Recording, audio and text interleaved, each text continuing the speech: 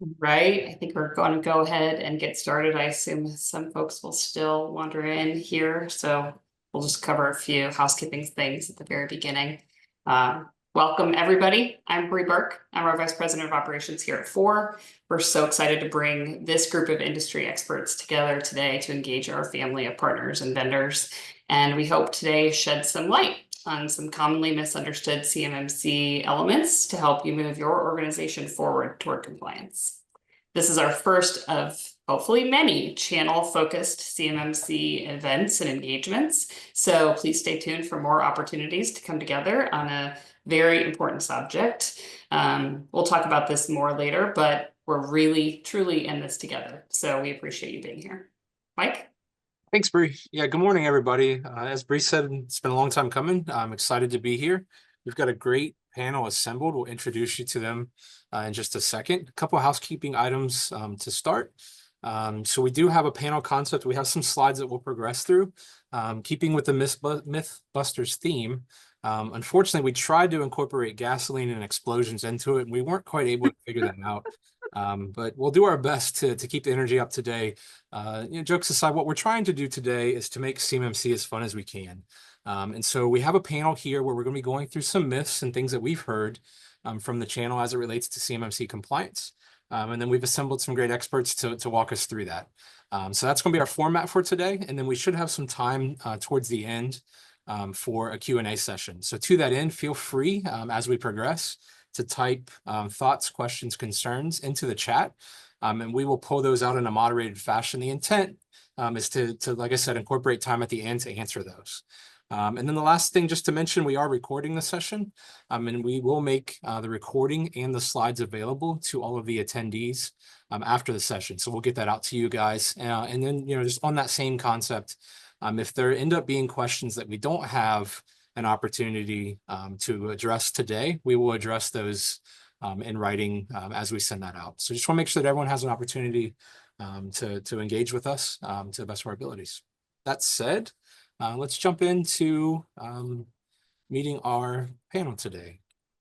So I'll toss it over to Nathan here in just one second, but out the gate, we do have a disclaimer that we're going to read, and I will do my best to do it justice and make sure that everyone understands that we're going to try to be transparent today, but there are some limits to that. So that said, the content and resources provided by FOR Inc. and any of today's speakers are intended for general informational and educational purposes only. Presenters do not offer legal advice, interpretation, or services. Any information shared should not be considered a substitute for professional legal counsel. Users are encouraged to consult with a qualified professional for guidance specific to their individual circumstances. Making sure that we all understand that, again, our intent here is to be transparent. You'll notice that overall our format here, this is an educational opportunity. There is not a product that is being pitched or sold. And to that end, as the disclaimer identifies, we're also not here to necessarily tell you how to do CMMC compliance or to get into the details, because it does vary. So we want to make sure that was understood up front. That said, let me introduce you to the panel. And like I said before, we're excited on the FOR Inc. side because we've been focused on CMMC for a while, but we didn't want you to necessarily just continue to hear from us about CMMC and why it's important. We wanted you to hear from a variety of folks with different perspectives around CMMC. So without further ado, let me start off by letting Nathan introduce himself. Nathan. Thank you, Michael. Really appreciate the time, and good morning, everyone. Nathan Scott, I'm the Chief Operating Officer of Mission Compliant. Privileged to be in the compliance space for going on 15 years, coming from a HHS contractor background with the 853 assessments. And I've been serving for 10 years small businesses that need NIST 800, 171 support, implementation, guidance, and technical advisory. And I've been doing this as a certified CMMC professional. Looking forward to our panel today. And I'm Leah Shilabad, founder and chief security officer at Compliance IT. We are a registered practitioner organization. I'm also a CCP like Nathan, and about to sit for my CCA. We help companies to get compliant and stay compliant with services to do that, and provide compliant help desk and compliant infrastructure. Awesome. I'm Mike Crandall, CEO of Digital Beachhead. I'm a 21-year Air Force veteran doing cybersecurity since its inception, pretty much in the military from the early 90s. Currently, we are an authorized 3CPO, so we can help you do your assessments. Hey, thanks. Hey, good morning. Andrew Martin here. So I got started in governance and compliance after retiring from the Army in 2015. I was writing identity intelligence policy for NATO Special Operations Headquarters in Belgium. I'm currently the director of IT and cybersecurity for Excelio. I'm also a CMMC certified assessor and part-time consigliere and debt collector for the CMMC Mafia. Dubious title. Hello again, I'm Bree Burke, the Vice President of Operations at 4 Inc. I've been along the ride for 4 Inc.'s journey through NIST and now CMMC, and am ultimately responsible for our compliance and the compliance of our channel. And again, my name is Michael Lucas. I'll be our host and moderator for today's panel discussion. My 4 Inc. background, I've been here for a while, a little over, or right around 12 years now.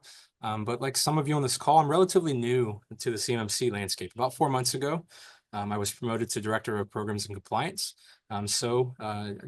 Main thing I wanted you to understand, I've been here for a while and I've been operating as our FSO for 8 years, but relatively new to CMMC. And so I think that that is a good perspective to have. I'm with you guys. And we'll move on to toss it over to Bree. We figured some of you may know the journey. It's been quite extensive. Some of you may not, but just to make sure that we're on the same page, toss it over to Bree to explain how we've gotten here. Thank you. Yeah, before we jump into the myths, we thought it'd be helpful to chat a little bit about how we got here and where CMMC stands today. So way back 2015, NIST published cybersecurity controls for federal contractors, and that was NIST 800-171. You've probably heard those terms. It was adopted into law and added into contracts. It is likely in every contract or many contracts that you have today. NIST was only a self-attestation and self-assessment program. There was no enforcement. So the DoD found, not surprisingly, that some of the contractors were failing to uphold the controls that they said they were. And weak contractor security protocol leaves the US vulnerable to bad actors. So they decided that some oversight was necessary. Hence, CMMC, which is the Cybersecurity Maturity Model Certification, was born. It was first introduced in 2020, but as I'm sure some of you tracked in the news, it went through a lot of edits, several rounds of industry and government feedback, and programmatic debate. But despite lots of waiting, it was officially approved and finalized with Congress in October of this last year, and it went into effect in December of 2024. So while some secondary policies are still to come, the CMMC program is not in limbo. It's here, it's real, it's law. The DFARS clause 252-204-7021 has begun to show up in solicitations already. We've seen it, and it's expected to be worked into all DoD contracts over the next 3 years. Thanks, Bree. Yeah, for me, like I said, I'm relatively new and been getting up to speed, but it's kind of crazy how long this has been circulating out there. And I imagine that folks are in, one of two parts, or maybe you've seen some of that journey, but we want to make sure you understood that it's definitely changed in December. And then, for those of you like myself that are maybe newer, we're definitely hearing a lot of feedback that it's here to stay, especially with the new administration. And I'm sure that the panel can touch upon that as we, have the next hour with you guys. So that said, again, as Mike has mentioned in the chat, feel free to drop any comments, questions that you have into the chat, and we will corral those later for the Q&A portion of this. Otherwise, we're going to jump right into a series of slides where we introduce myths one at a time. And then we'll have members of the panel that I'll toss it to that will address them. So to get us started, one thing that we've been doing is trying to ensure that our supply chain understand CMMC, that they're taking it seriously and that they're compliant, because as these proposals, as mentioned by Bree, as these proposals come about, it is required for everyone to be compliant for those opportunities in the supply chain and the deal flow. And so this, to me, represents, this myth represents what a lot of the feedback we've been hearing up to date. And so I'm going to toss this one over. to our panel in just a second, but we've got 3 myths up on this one that all are essentially around the same concept, which is CMMC doesn't apply to us. And there's different flavors of that we've heard, be it only the prime contractors have to worry about CMMC, or we do COTS IT only, a software distributor or software reseller or software OEM, and it just doesn't apply to us, or we don't deal or manage or handle CUI in any shape, form, or fashion. And so with that as the backdrop, let me toss this over to Andrew and get his take on it. Yeah, thanks, Michael. So the myth about it only being for primes is there is worthy conversation around that. However, it gets debunked pretty quick when we start talking about the amount of work that the primes put into bidding on a contract. They're going to be very reluctant to get real granular about their subs as to who should and shouldn't be. They're simply going to pass that responsibility down to the subcontractors. And we've seen this in the past with the questionnaires that come out that are pretty, wave top. Hey, are you doing the right things in your environment? Can we bring you on as a subcontractor? That's not going to be acceptable moving forward. They're going to have to attest to their subcontractors meeting these requirements. So the idea that only primes are going to be responsible for this has not been true. It is not true now, and it's going to be even less true when revision 3 hits the streets sometime probably next year. Revision 3 of NIST Special Publication 800-171 is what I'm referring to, which is going to enhance the supply chain requirements. So that's going to address the responsibilities to the subcontractors, to the primes, to have completed the necessary either self-assessment or certification. And if any of you have logged into Spears lately, if any of your compliance folks have a Spears account, you'll see that they've made some specific changes to the reporting within Spears to capture level 1, level 2 self-assessments and level 2 certification assessments.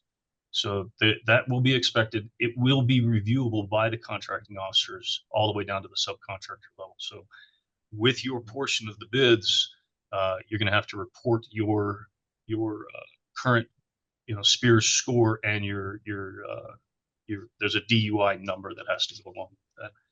So that myth is clearly busted. CMMC will apply to subcontractors, even if technically you could, justify not having to go through the wickets. The primes are going to hold your feet to the fire. That's just the way it's going to be, and it's going to make it a competitive thing for you. If you do the same thing as the next company, and the next company is CMMC compliant, the primes are going to select the ones that are CMMC compliant. So I think we've busted that one, and it's pretty self-explanatory, I believe. Thanks, Andrew. And just, thanks for the clarity as well in the chat, Mike. Spears, if you guys are not familiar with it, supplier performance risk system. That's going to be integral for CMMC as well. I'm military. It's buying a vowel for Andrew. Thanks for the backup, Mike. Andrew, what are your No thoughts worries. on those who feel that they deal in COTS IT only, and so therefore CMMC doesn't apply to them? Yeah, this is a good conversation. So the definition of COTS, let me pull this up real quick so I get the wording right. So it's strictly items that are made available to general public, not necessarily specifically to the Department of Defense, and is not modified for DoD requirements. Very few of these items actually exist when you get down into the wickets, right? And a lot of this conversation revolves around the $10,000 rule. Some of you may have heard about that, right? So if your item is less than $10,000, that's a general guideline, and the determination as to whether or not an item is COTS or not, a lot of times lies on the contracting officer. So when the contracting officer determines that an item is specifically COTS, he'll have to justify that in the solicitation, in the RFP. So they tend not to like to do that. They tend to say, we've made some specific requirement for our specific needs, so therefore it cannot fall into COTS specific. There are some organizations out there that are claiming that they can write a COTS attestation to whatever product it is that you're offering. That may or may not be a thing. There's nothing in the FAR or DFAR that says that that is an acceptable inclusion in an offering. And even if it is COTS, let's say that the item is actually COTS, the information that's going to be provided to you either through the prime or from the contracting officer specifically, that information that's specific to the contract will include, at a minimum, FCI, federal contract information, which will require at least a level 1 self-assessment. So the idea that we don't have to worry about this because everything that we produce is COTS, be very, very careful with that assertion. You'll find that that's going to lead to some frustrations when the contract competition happens. So Yeah, and Andrew, that's not even to get into, there's maybe not on every contract, but there's also generally ancillary services that are applied to it as well, right? Exactly. So the we'll get into this here in a little bit when we talk about the next myth, but when 48 CFR, the timeline for the implementation of CMC right now is dependent on the final rule of 48 CFR. So 60 days after 48 CFR becomes law, like 32 CFR Part 170 became law on December 16th of last year, it is going to it's going to be more specific on the information that's going to either be provided to contractors or generated by contractors that has to be reported to the government. They've kind of tinkered with some of the terminology, and then it gets into the conversation of which takes precedent, FAR or a DFAR, so a federal acquisition regulation versus a defense federal acquisition regulation. That'll all get worked out in the wash. That's just something that we all need to kind of observe and pay attention to. But bottom line is, when the contract gets let, it's going to include some documentation from the government that explains exactly what information is being provided to the contractor and what security requirements are going to have to be in place. So whether you're COTS or not, whether your product qualifies as COTS or not, that documentation, that information is going to have to flow down to the contractors, and it's going to just the information itself, just the document that's going to be provided is going to be considered federal contract information. So that's going to require at least a level 1 self-assessment, and it just goes from there. Andrew, I wanted to I wanted to make sure that we clarified really quickly, because in the second one, where COTS IT only, you had mentioned that the FAR, right, that applies to every federal contract is going to apply even if they're COTS, right, even if they have federal contract information. But what it says down here, which I just caught this, that I figured we needed to say, is that even if you're COTS, if you have the DFARS 7012 clause in your contract, even if you don't have CUI, if you accept that contract and it has the 7012 clause, then you are attesting to having a capability to process, store, and transmit CUI, even if you never receive it. So if that is in your contract, so guys, like, check your contracts, what FAR clauses and what DFARS clauses are in there. Because if that clause is in there, then you said, yes, even if we never receive CUI or produce CUI, we are actually compliant with 800-171. Good clarity, Leah. Thanks. And I think that bridges us right into the next one, which is around those out there in the community that may think that they don't handle or touch CUI at all. Thoughts on that? Yeah, so the we don't have CUI. That one's being pretty hubris. The requirements under the particularly the 48 CUI rule, the FAR CUI rule under FAR 48 is going to state that you have a requirement to report any CUI that you may have received that wasn't part of the contract. So you've got CUI. You have to be prepared to, and configure your environment to manage CUI, because the expectation is that you might receive it not in the definition of the contract, not in the requirements of the contract. So that ties to the 7012 piece as well. That 7012 piece has been in contracts for years now, so it's a requirement. The idea that you are going to be able to avoid CUI like a dodgeball is not going to happen. You're going to be required to demonstrate that you have the controls in place to be able to manage that type of information, even if it's not included in the specifications of the contract. So we don't have CUI. That one's pretty easy to bust. And when you go through the process as a contractor to determine whether or not you do have CUI, then we get into the scoping. And this is something that I think I've said since the beginning. Scoping is probably the most important thing. So you have to understand what your assets are, as defined by the various CMMC guidance and regulations. So you have to define what your CUI assets are and scope your environment. And then when you do that, then you can inventory the information that you either have currently or expect to receive with the contract. Then and only then can you definitively say, we do not have CUI.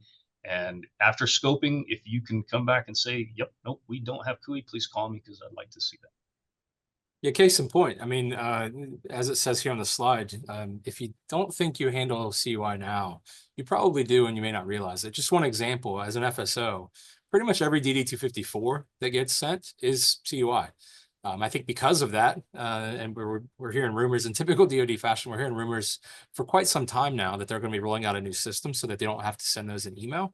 But at the end of the day, right now, and I think forever, there's always going to be some level of CUI in every 254. So that's just one example. Any other thoughts from the panel before we move on to the next myth? Thanks, Andrew. Those are good points. Thank you. Busted. Busted. Yeah, never. Imagine We had some explosion here. explosions, right? Yeah. Oh man. So I think that moves us to the next myth, and what I'll tease a little bit.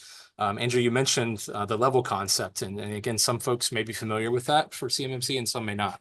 But this myth, we're going to go to Michael on this one, but this myth relates to CMMC is just a one-time certification. It's one and done. I do it, and then that's that. Correct? Is that right, Mike? That's what people are saying.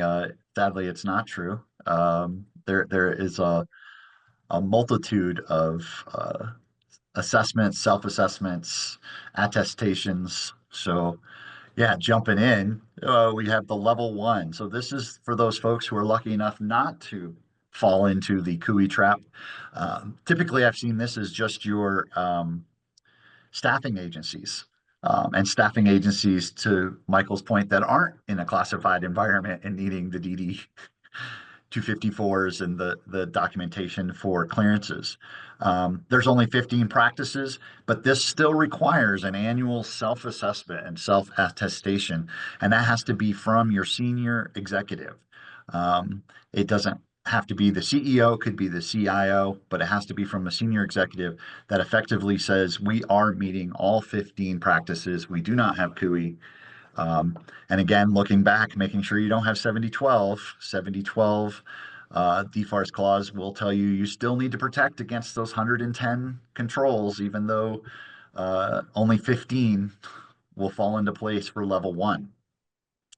For level 2, this is where you have CUI. This may or may not require a third party to come and attest and see that you have done all the 110 controls correctly. So they are trying to bifurcate it. The DoD said, we're going to split level 2 into self-assessments and 3CPO third-party assessments. So if you are a fortunate person that gets bifurcated and you get to do a self-assessment at level 2, you still need to do an annual attestation from that senior level that you are meeting it. If you are doing the third-party assessment, it's still not once and done. It's an every 3-year requirement, with again annual self-attestation that you're maintaining and nothing has changed. Sadly, when the DoD first came out with the bifurcation, they thought, hey, let's try to make it easier. We're going to limit the number of people who maybe need to get this 3CPO audit. But a recent document from the DoD said they're going to bifurcate it in this manner. If your CUI, if the CUI you handle happens to be falling under the NARA DoD labeling, in other words, it's DoD CUI, then you have to have a third party. And if you are the minority who has some CUI under your DoD contract that isn't DoD CUI, you're fortunate and you can do the self-attestation and the self-assessments. I think that's going to show that there's going to be a much limited number of companies that are available to do even the level 2 self-attestation. So you have to really be prepared. And then level 3, really, you don't need to worry about it. If you are going to be level 3, the government will tell you. Your prime will tell you. It'll be stated in the solicitation well ahead of time. And for those who think, well, I would like to be level 3 just to, show that I'm better than everyone else and I'm better than level 2, you can't just decide on your own to go to level 3 because the level 3 assessment is from the government. The DoD will do that assessment. So to make level 3, you have to have already passed a 3CPO assessment at level 2, and then the government will come in and finalize your level 3 by going through the NIST 800-172 control set. So in the end, this myth is busted because you are not going to ever, regardless of what level you are at, going to have a one and done. You're lucky that if you're level 2, you might do the triannual, the every 3 years. Even then, you're supposed to do a self-assessment every year in between and make sure there's nothing's changed and do the self-attestation. So I know a lot of people are really confused and which level am I? And that goes back to the previous slide is where's the CUI? I think of CUI like cooties, we don't want to have it, but sadly we probably caught it. So we're going to have to protect ourselves against it. And one other Hey, point, Mike. go ahead. Sorry. Go ahead. Mike, so what if I do I determine that I can do a level 2 self-assessment, but then I decide that I'm expanding the company and I've added a whole bunch of new hardware and we've added some new parameters. Can I just capture that in my annual attestation? He asks in a loaded question manner. Well, anytime we have a change to our original assessed environment, we're having to reassess at that point. So the minute you've upgraded, you don't wait even to the end of the year. You're going to have to self-attest, then go through the 110 controls if you're lucky enough to be a self-attest with the new environment. And if you are someone who went through the 3CPO, you have to notify and go through another assessment with the 3CPO saying, hey, this is our new environment. So a change of environment changes your certification. Mike, what's the expectation from an assessor's point of view to demonstrate sufficient evidence for continuous monitoring and maintenance of this program? So sufficiency, great question, Nathan. Sufficiency is what we live in. You can say I continuously monitor it because I have my dog sitting here. Well, that might seem like a compliance check. It's not really a sufficiency check. So My depending dog on the is sitting here, so maybe I'm okay. exactly. That's what I'm saying. So you're fine. You're being continuously monitored. So the sufficiency means that it is actually meeting the intent of the control. So typically, it would have to be some sort of system logging, and it all depends. This is where we get into it's an assessment, not an audit. I can't say, you have to have control or you have to have product X and it'll do it. Product X may do it, but so may product Y. So this is where it is understanding the intent of that control, which is you have some sort of system, device, manual, automated, where you are continuously checking the controls that are possible to be checked. My greatest example there is two-factor. We all have to have our two-factor turned on. Well, you should have some control in place that says, oh, Nathan accidentally shut off two-factor. Oops, that control is no longer being met. We need to fix that kind of ASAP, right away. So to answer your question, Nathan, yeah, it's not a specific thing. It is knowing that you have something in place. which makes this all subjective, right? Right. Appreciate it, Mike. No Let's worries. jump to the next myth. This one's going to be teed up for Nathan. But the myth that we're presenting here is, okay, starting to understand the approach to CMMC and the levels, but I can just wait until we get the award, right, Nathan? We don't have to worry about this until the award's in hand. Thoughts on that? I mean, grammatically speaking, technically, sure, you could do that. You can wait. That would be a really bad idea, though, because if you did, you'd be in violation of what your contract's requiring of you, which is to have your certification at the time of award.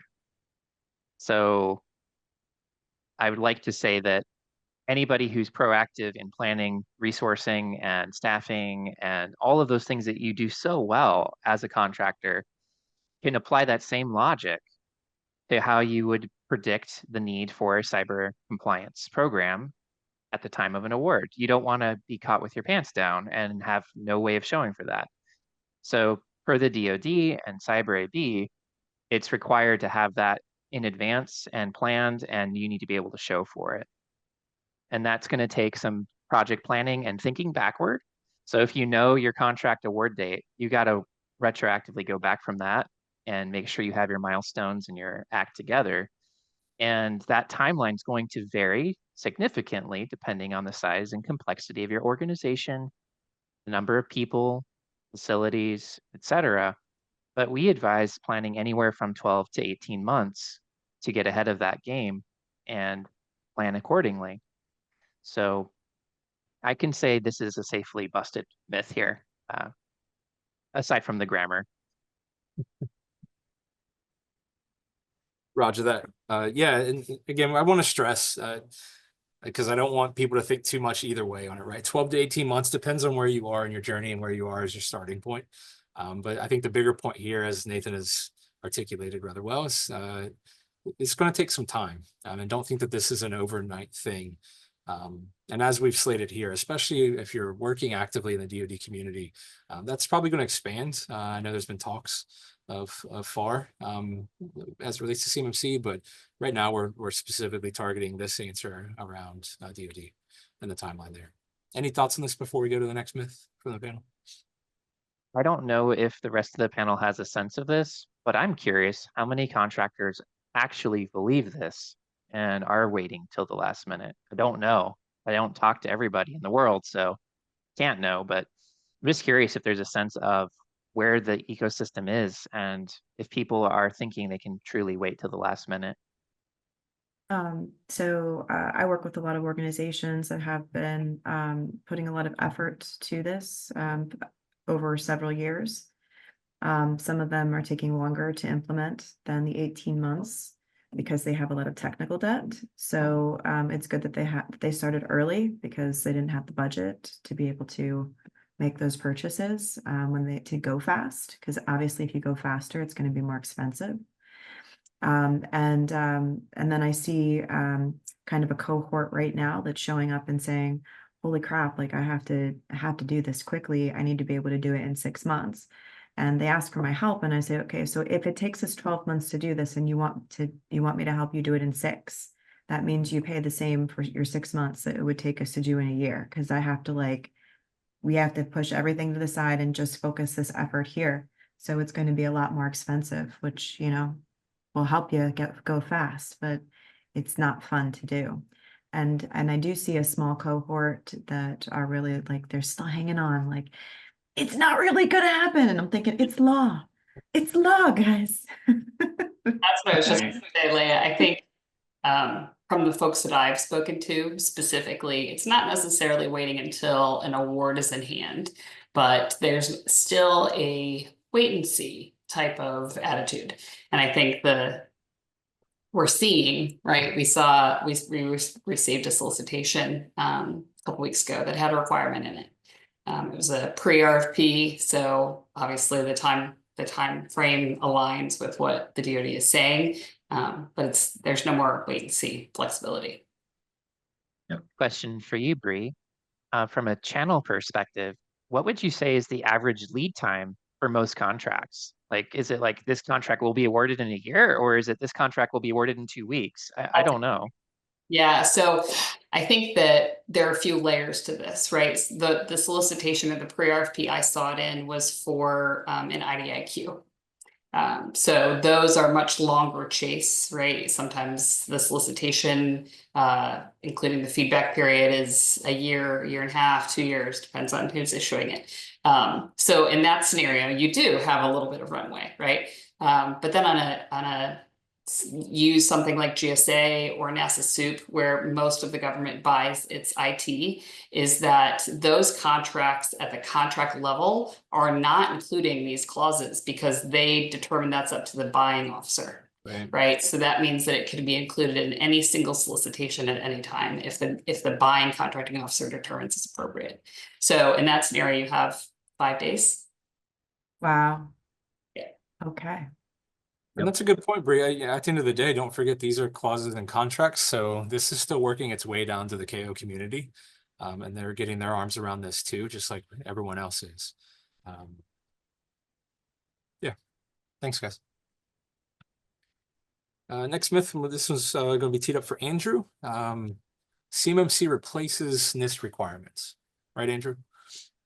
Yeah, this is an interesting one. The conversations that where this started go back several years, I believe. There was a belief that CMMC was different than NIST. There was a belief that CMMC was an overlay to NIST. There was a belief that NIST is the law. If I can take the liberty of quoting Dr. Ron Ross, who wrote 800-171, him and his team, he says that NIST Special Publication 800-171 is not a rule, it's not a regulation, it's a guidance. The CMMC standard is supported by law.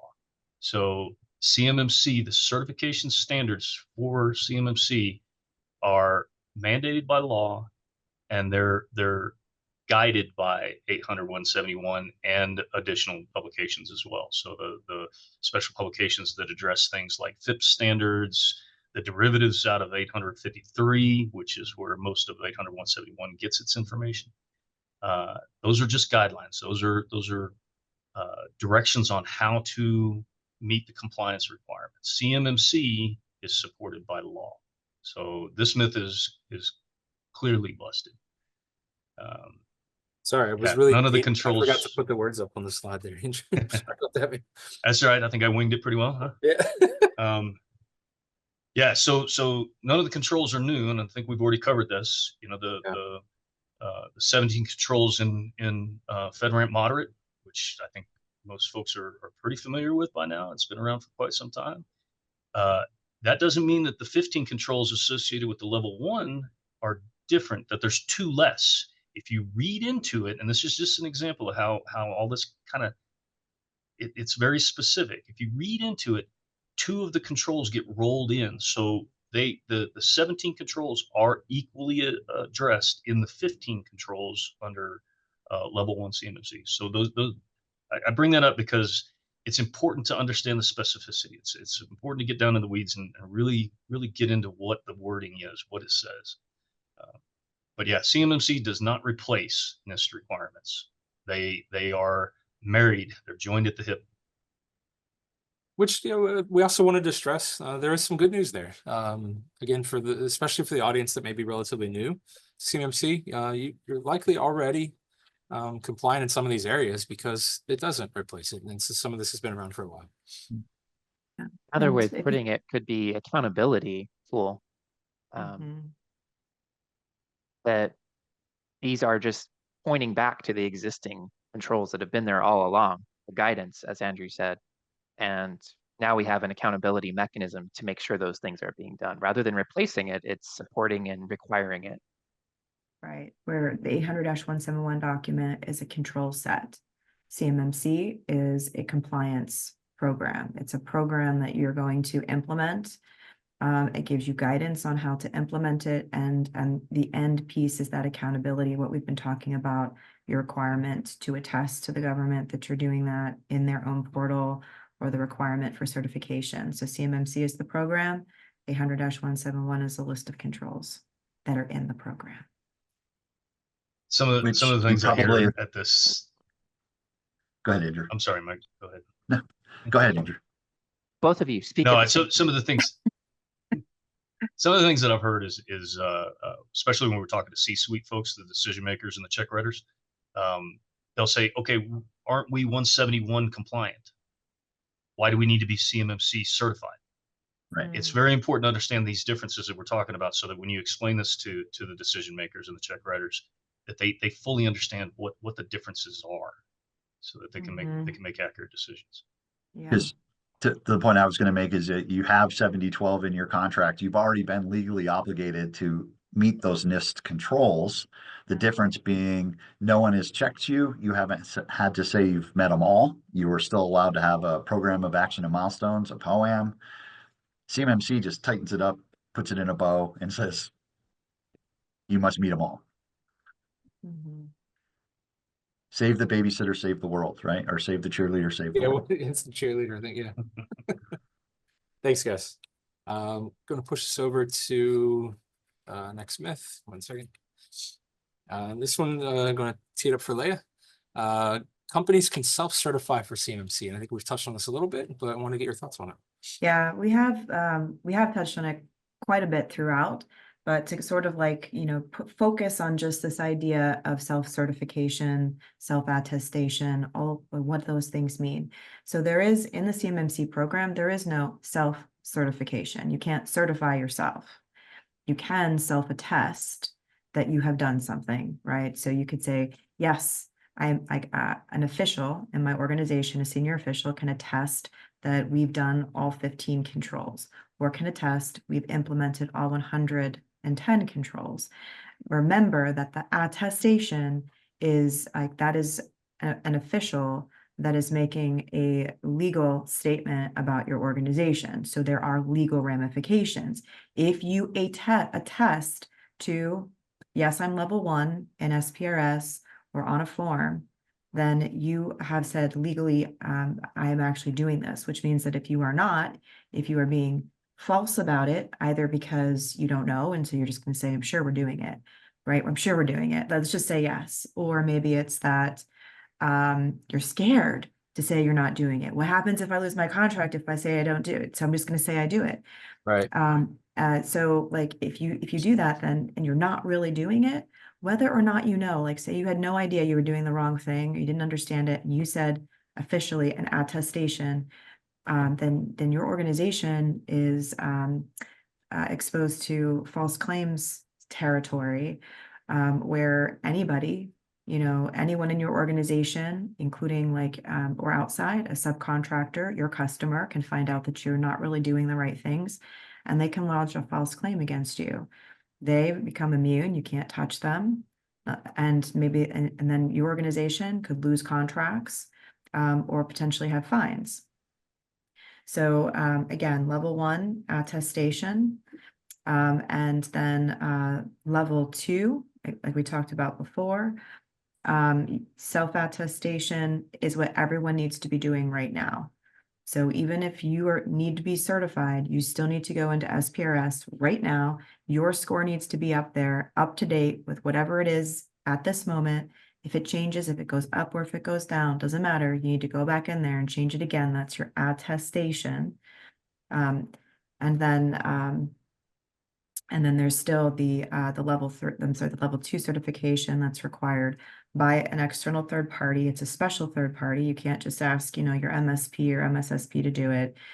It's a CMMC third party assessor organization that has like that official title. That's the only ones permitted to do it. And then there is no certification to get to level 3. That is the government STIBCAC organization that comes in there. And then you just you bless yourself and you hope everything goes all right, because those are some interesting cats. Yeah, and if I may, just some clarity, because I appreciate you explaining the difference between certification and attestation. I know that's been a discussion that we on the panel side have had for the last couple of weeks, but I think it's important for everyone here because what we normally hear on our end from a prime contractor perspective is viewing it like a self-certify. And so that's why we worded it with the way that we did. But you know, articulating out to everyone the legal weight of attestation and the difference there. That said, you know, what we wanted to articulate here as well is that there is some good news in some capacities that some of this, depending on the level, can be done self. And so just to put some clarity around the answers here, but it goes back to the level concept, but just making sure that everyone understands the weight of attestation. Appreciate it, Leah. Yeah. Next myth, this one is for you, Nathan. My entire business must be compliant and or is impacted by CMMC. The way we can think about compliance and security, I feel can be compared to a house. And most people understand that if you're not homeless, which I've not been before, but I'm curious what that would be like. In the context of a home environment, you have to have some basic security for protecting your property, right? So we can think of the fence around your perimeter. We can think of the doors and locks and security camera and your Ring doorbell. Maybe you have that. And those are all what I would consider basic cybersecurity requirements that were required by the FAR and in CMMC level 1. Now, if you're fortunate enough or unfortunate enough to have the cooties, then you have to take extra precautions. And so I think it's a misnomer to think that you don't have to worry about CMMC if you don't have CUI, as we discussed previously. Think about it holistically. Think about your property and think about how you need to be prepared to protect that data if it does come into your house. Have a mudroom and make that mud stay in that mudroom. Don't let it spread all over your house. Keep it separate and segregated. And that mudroom you could think of as like a SCIF, or in the context of an electronic system, a digital SCIF even, where you segregate it from the rest of your house. And so, yeah, you are impacted. You are having to consider the ramifications of security and compliance throughout your property. How you do that matters, and doing it in a way that keeps your house clean and separate from the rest of that is just to your benefit if you can organize things and structure it in a way that separates it out. So I don't know if I would say this is false, because in a way you are impacted to meet all of the requirements for CUI if you have it, and if you don't have it, you still have to do the level 1. Any comments from the panel on that interpretation, I would welcome. Now, this is you're doing a very beautiful simplification of something that is actually really complex for an organization to go through, which we officially refer to as scoping. So, and it's just like, I'll throw that word out there so you can, because you're going to hear it again if you're in CMMC world. Some of the resources that that we're going to show you at the end, we'll send you to one of DoD's sites that has the scoping guides, right? They have entire guides about scoping, where they say, okay, so if you're going to apply these controls, you need to know, where do I put these protections in my house? You know, like, do any protections belong in the yard? How about in the home? How about over here in the mudroom, right? And those scoping guides for both level 1 and for level 2 will give you that guidance so that you can figure out where do I put these controls. We could have an entire call just talking about scoping. So I'm going to tie it up right there and just say, take a look at those guides. And I love this little graphic here, because it really helps to give us something that makes sense to all of us. We want to protect our homes, and there are places, you know, our whole property, some places in our property may be less secure than other places. It's a great opportunity for me as well to give kudos to the Forensic Marketing Department for all the work that they've done getting us to this point of the webinar and the slides and the theming and specifically this graphic. So appreciate that. Any other thoughts? I think this is actually our last myth. So any other thoughts from the panel before we go to next steps and wrap up? Is the house going to explode? Again, if I would have thought about it this morning, we could have done another graphic with marketing just to blow something up. It's MythBusters, right? Exactly. Okay, Want to appreciate feel it. the burn. Okay, so where do we go from here? What do we do next, guys? Bree, thoughts? Yeah, so I think first of all, you have to stay informed. The law is the law, it's out there, but I think the farther we get from the publication of the law, there's more intelligence, analysis, support in the community. So follow us. We're going to absolutely be doing more engagement with our ecosystem. So stay tuned on LinkedIn. We'll continue to send emails as we have opportunities to engage you all. And I would say just read what you can, attend what you can, start having those conversations. Yeah, I mean, maybe we already have an idea. If we've said that this is going to be an educational campaign, so I don't know that they're all going to be webinars, but maybe Leia's just teased what our next hour would be around scoping. There you go. Andrew? Yeah. I know you've let's been do doing a lot the, of this, right? Yeah, let's do the movie quotes, right? I am Groot. You can replace that with scoping. Scoping. Start with that. I mean, that's probably the most important thing, I think. And we've mentioned it several times. It doesn't have to be formal. It can be a thought game. It can be a brainstorming session with your remaining members of your IT staff. Let's start scoping. Yeah, and especially stressing, it's an intensive process, right? And so talk to leadership, council, everyone, bring them into these discussions, especially around scoping, of course. Mike? So, everyone thinks like, well, I'll just call you up and I'll get certified next week. I've taken the 18 months. I'm ready. The simple math is, as of this morning, there were 67 3CPOs listed on the marketplace. So that's 67 companies to service however many thousands, tens of thousands, hundreds of thousands defense contractors and subcontractors. So you might want to start planning out this as a roadmap past getting ready and into the certification. So, maybe think about it, the 3/4 mark of being prepared to start contacting, reaching out, getting quotes from 3CPOs to find out, what that next step is going to look like, because it's not going to be as simple as calling them up and getting on their books for next week. Roger that. Leia? Thought 4Inc had a special fast track program. Maybe. It's really important that in this effort that you're not an island. Find a trusted consultant or advisor. So the CMMC community, those of us that work in this, that have helped to build that in like the program, we've been around for a long time. We're a very tight-knit community. There are 100% bad eggs out there that will show up, and take your money and not give you very much value. So those of us that are on this panel right here, we want to serve as a resource for you, whether it's something that we can provide or not provide, or you don't like us and you want to just know someone else like us that you want to talk to, that's fine. I've seen a lot of companies spend a lot of money in this effort, and it kills me as a business owner. So I want to make sure everyone gets answers to these questions, to put the money and the effort in the right place.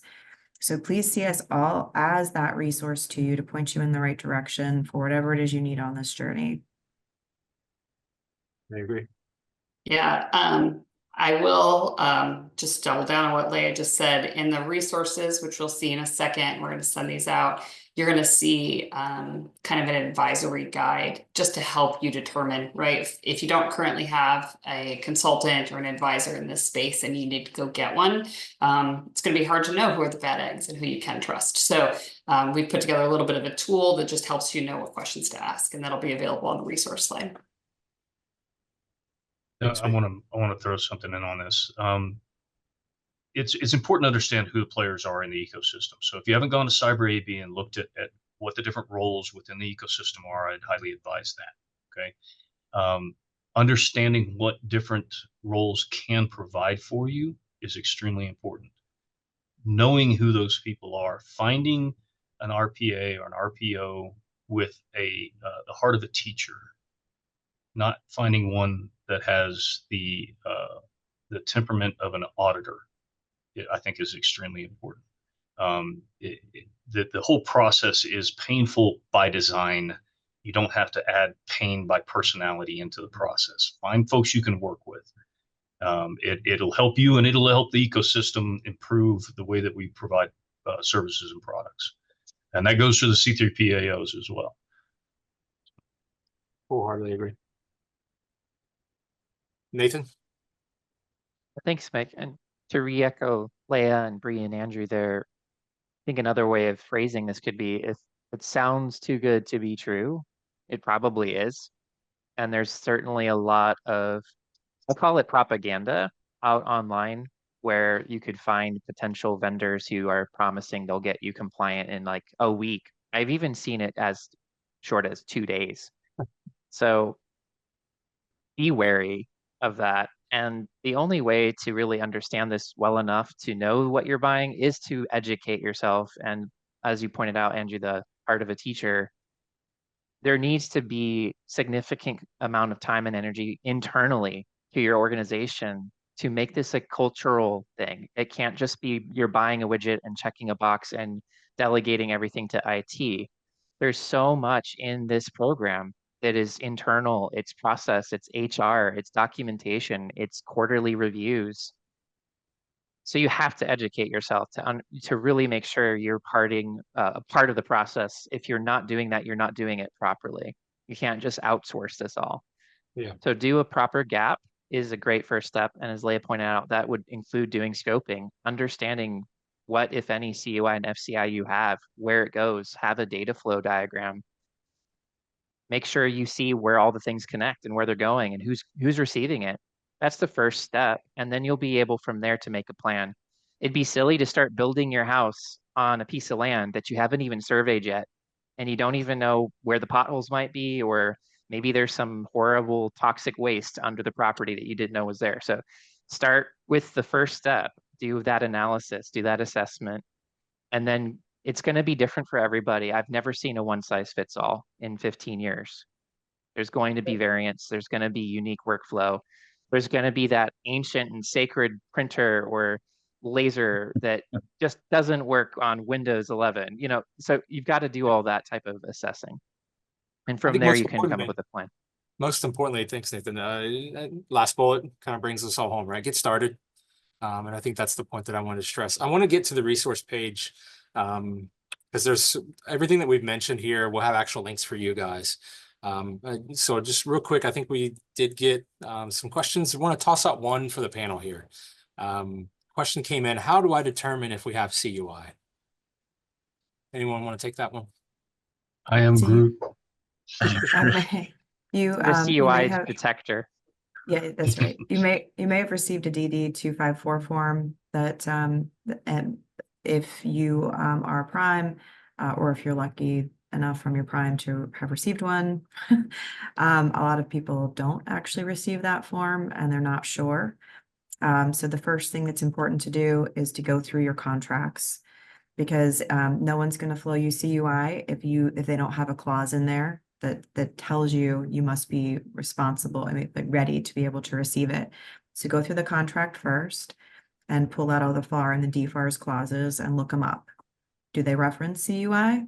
If they don't reference CUI at all, then you like high probability you don't have it unless somebody like screwed up and sent it to you by accident, and that's their fault. If you have a DFARS clause in there that references CUI, then like, okay, what is that contract? What information are we creating or are they sending? And then start to look at that information, look for markings, look for things that could potentially be there, and then start talking to your customers. Why is this clause in my contract? Yeah, I think that's the important point is that it's typically designated on the government side, right? And that's generally going to be spelled out. But yeah, start there. Some research has to be done. I mentioned this, we mentioned a lot of these links and these resources throughout. So again, we're going to send this out. Each of these links or what shows on this page will take you to the actual resource link that exists out there. And so we'll make sure that we get these out to you guys. And so a lot of good stuff there. We delivered on our promise from the get-go of this webinar that we wanted this to be educational and helpful. And so that doesn't end with the resources page. And then special shout out to the panel. We've got logos up here representing all the entities that helped us develop and present this webinar today. So special shout out to you guys. Appreciate everything you did. Happy to be here. Thank you all so much, and stay tuned for more. Take care, everybody.